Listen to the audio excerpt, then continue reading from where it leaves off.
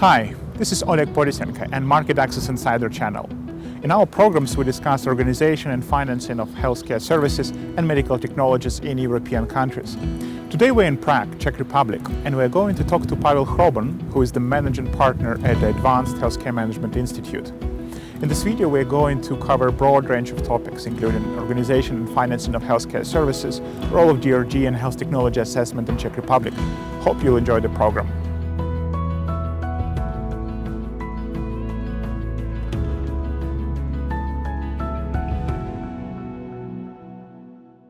So can we discuss just the general framework for decision-making about introduction of novel technologies? It might mean actually getting into this list of procedures by Ministry of Health, but also might mean some other actions. So are there any examples of recently introduced technologies, I don't know, TAVI or some other that could just illustrate what pathway does it take to be established in Czech Republic? As for the registration of a new medical device, obviously besides having a CE, there was a need to get it to the list which used to be issued and managed by the General Health Insurance Company, which is the largest one. Mm-hmm. This has changed. Now the organization which is responsible for basically registration, strictly speaking, putting the new device at a list of reimbursable devices, mm-hmm. is the State Institute for Drug Control. Mm-hmm. But this is basically an administrative thing, mm-hmm.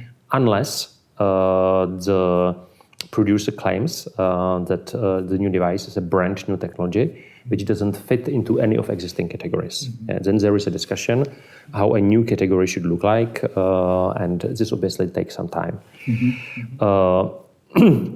What's important then is what we have already mentioned, and this is getting the new procedure into the list of procedures. Mm-hmm. The sort of official way is not the only one.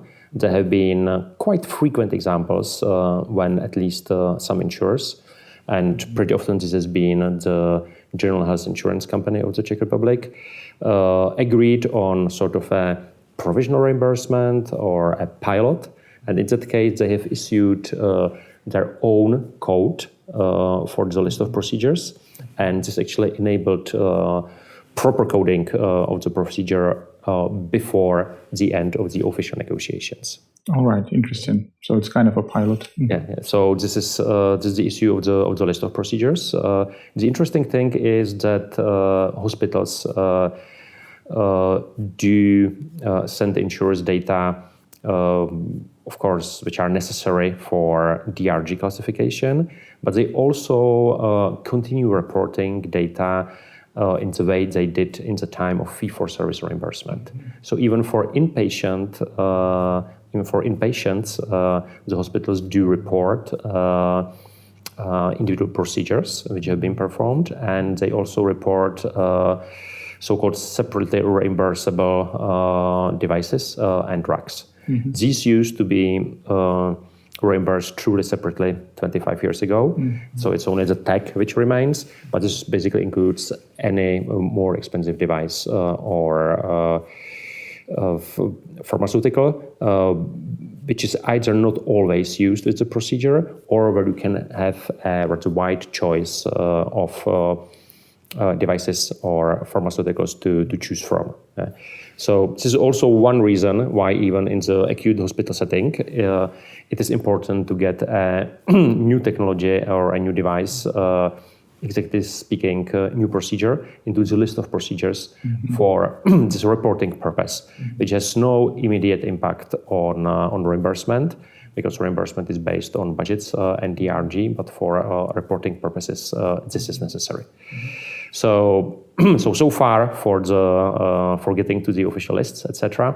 And then it's obviously a question of how to pursue the hospital, mm-hmm. that the new technology will not lead to significantly higher costs for the hospital, or if yes, how to pursue health insurers to reflect this in a reimbursement, and obviously how to reflect this in the DRG system.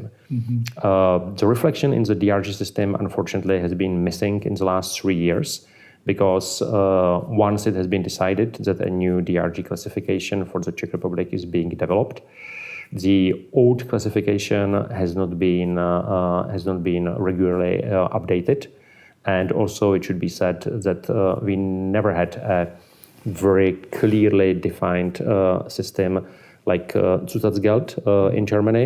So it's been always up to individual negotiations how to reflect a new technology in DRGs earlier than the technology becomes widespread, which would lead to change of relative weight. But this takes time for the technology to be really widely used. And also the relative weights are calculated based on provider costs, basically 2 years ago. So we certainly need a procedure which would selected new technologies get somehow reflected in the DRG classification system. We don't have it established yet. But generally speaking, what are the trends in financing? Are the budgets increasing from year to year, or more or less are they stable? The budgets are increasing. The budgets are increasing in 2 ways. One is sort of general increase, which is negotiated between payers and providers, or in case of disagreement, finally decided by the Ministry of Health. And this really depends on how nicely is the economy growing. In the last 2 years, Czech Republic has been among European countries with lowest unemployment, plus the salaries have been growing very fast, specifically in healthcare, but also generally in the economy.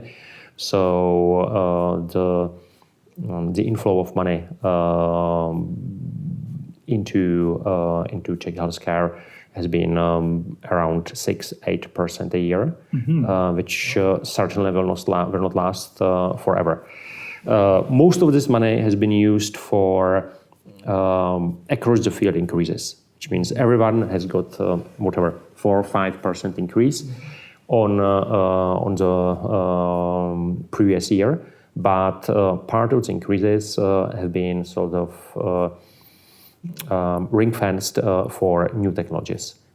For the separately reimbursed innovative drugs, and there is a specific reimbursement mechanism from them. It's a carve-out from the budget, from the overall budget, and also for other new technologies, but there is no set mechanism. So this has been up to negotiations between hospitals and between the insurers, and this is one of the reasons why the insurers have sometimes decided to include a provisional code into the list of procedures, which was there, to basically report on the new technologies. So the usual picture is like you have mentioned TAVI. In case of TAVI, negotiations between the leading heart surgery centers in the Czech Republic and the most important insurers, which resulted into a set number of TAVIs to be performed within a year, and a set price for the whole procedure. What are the key drivers for adoption of technologies? In some countries, it's just efficacy. In some countries, it has a big considerations for budget impact, for example. So what are the key drivers or considerations? It is both. So it obviously depends on the strength of lobbying and on the financial situation of the system, which has been very good in the recent years. But we don't have a specifically set procedure. In the law, it's these two considerations. But what's still missing is a clear algorithm, clear procedure, which would lead to assessment of cost effectiveness of new technologies and also their budgetary impact. So it's being used in practice, but we don't have clear guidelines which are there for pharmaceuticals, but not yet for medical devices and other technologies. But what's the general perspective of the insurance companies, for example? Are they mostly concerned, but you said it's both, but just again, probably, I don't know, just a little bit more details. Again, are they mostly concerned about, let's say, keeping budget flat, meaning that new technologies could replace something or lead to cost savings by other means? Or is it just, let's say, too good for patients and being focused on efficacy? They're mostly concerned with keeping their budgets. And I have to say that the perspective is usually rather short-sighted. So it's the perspective of the next year or of the next few years, and a sort of value-based approach, which would take into account future savings, is really not widespread. So arguments based on cost effectiveness or, generally speaking, increasing effectiveness of health services are on the table during the negotiations. But I would say that the budget impact is still the main decision point for the health insurers. Yeah, exactly. I think we see this across many European countries, and probably the next big topic that we all should learn is the topic of disinvestment and how to do that in a proper way. So speaking about outcomes and rationale for introduction of technologies, what's the role of health technology assessment in Czech Republic? Health technology assessment is routinely performed only on pharmaceuticals, which do not want to be put into an existing reference group. It's not being routinely performed on medical devices or other technologies. This is one of priorities the current Ministry of Health have set to create a sort of similar parallel mechanism, which already does exist for pharmaceuticals, also for medical devices and other technologies. But so far we are just in the preparatory phase. Discussions taking place exactly which medical devices should be, or which new technologies should be subject to HTA, and which institution will be responsible. All right. And probably the final question. So what are the key expected changes in the healthcare system in general and financing of healthcare system in Czech Republic in coming 2-3 years? Well, I've mentioned a couple of priorities of the current Ministry of Health. What has already happened, and it's a recent change, is that the list of reimbursed medical devices is being kept by the State Institute for Drug Control. Also, we had quite a few changes in reimbursement of medical devices which can be prescribed to patients. The new thing, or the most important new thing, is probably setting rules for health technology assessment, and also setting rules for reflection of new technologies in the new DRG classification. That's for the regulatory part and for existing plans. If we have a look at the developments at the market or at the provider side, the Czech Republic has been quite successful in centralizing some areas of care in the last 10 years. It basically started as an initiative of the Oncological Professional Society. So we have had for almost 10 years basically acute oncological care centralized into 12, 15 cooperating centers. Now a sort of new wave is being expected in terms of rare oncological diagnosis being further centralized into 2-3 places in the Czech Republic. We have quite centralized invasive cardiology and cardiosurgery, because they have been built in the 1990s. So we have a rich network. Actually, the accessibility is one of the best in Europe. So we could probably do with a little bit more of centralization, but it's not expected early. What has been centralized in another step is the treatment of acute strokes. And the Czech Republic has been currently showing like very, very nice results in the last 5 years.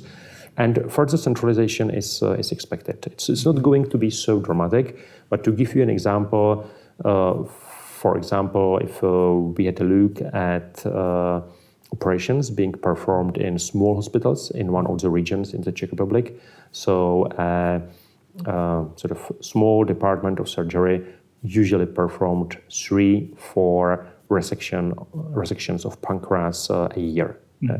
Which obviously is not in line with quality of provided services. So what we expect now, but it will be most likely up to the health insurers, not up to the ministry, to basically get this sort of not extremely specialized or technology-rich care, but rare and important care into limited number of hospitals. Very closely linked to this is that we will have to decide in which hospitals urgent care will be provided. We are still somewhere halfway between the old model, when patient has been taken to the nearest hospital in case of urgency, and they try to do what they could, to a system of 2 levels of hospitals providing urgent care. The top level, what has been mentioned here, myocardial infarctions, also highly specialized, non-urgent things like oncology. And then the second level, which would be sort of normal urgent care, which does not require a highly specialized institution, but on the other hand, cannot be provided in almost any existing hospital, which has been the habit in the past. It cannot be done anymore because of new technologies, because of increased attention being paid to quality, but mainly because of rising personal shortages in the small hospitals. So it will be a difficult process, but what we will see will be that, let's say, a third, a half of hospitals will have to reduce the range of acute services and basically transform themselves into something like community hospitals, which will be a long process, but it is starting. And for example, in Slovakia, in the neighboring country, the Ministry of Health and the insurers in the recent year have been working on a sort of a hospital master plan to make specifically this stratification of hospitals. So that's something which is going to happen. I don't know exactly when and in which way, but there are clear objective forces which will lead to such a solution, and it's something which again will change how the care is provided in the Czech Republic. In terms of new technologies, I believe that these are mostly being introduced in hospitals which will provide the highly specialized and urgent care also in the future, and people in this country, including the insurers and the Ministry of Health, understand that modern specialized care to be affordable and to be of really high quality has to be centralized, and results have to be measured. I also hope that we will pay more attention to cost effectiveness and to efficiency of provision of health services. I just yesterday participated in a roundtable which centered at bariatric surgery for extremely obese patients with diabetes, and we should get more to this thinking of risk stratification of patients, selecting specific groups which really can benefit from modern technologies and ensure access for these patients. All right, excellent. Well, thank you very much for your contribution. That was very insightful, and sure it will be of very high interest to our audience. Oh, you are very welcome.